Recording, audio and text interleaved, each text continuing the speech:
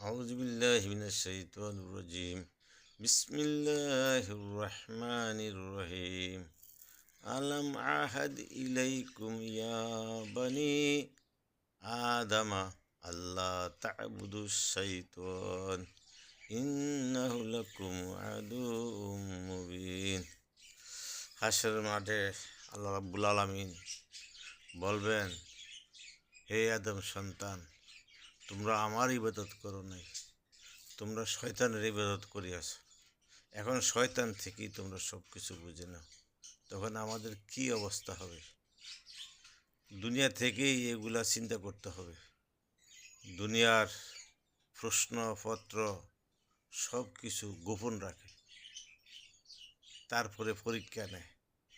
আমার আল্লাহ এত দয়ালু, এত মায়াশীল, এত রহমত এবং বরকত আমাদের উপর দিছেন, যেই প্রশ্নগুলোর উত্তর লওয়া হইবে সেই প্রশ্নগুলার উত্তর কোরআনে মজিদে সব প্রকাশ করিয়া দিয়াছে।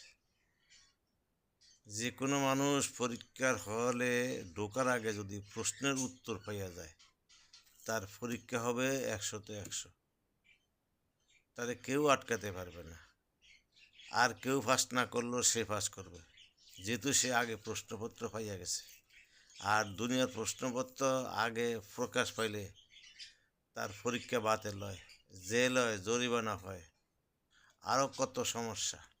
কিন্তু আল্লাহ রাব্বুল আলামিন পরীক্ষা যা লইবেন তার উত্তর সব সময় আলেম ওলামা কোরআন শরীফ থেকে ভালোভাবে বুঝে দিতেছেন। এরপরে যদি আমরা ফেল করি, আমাদের মতো হতভাগা আর পৃথিবীতে কে আছে?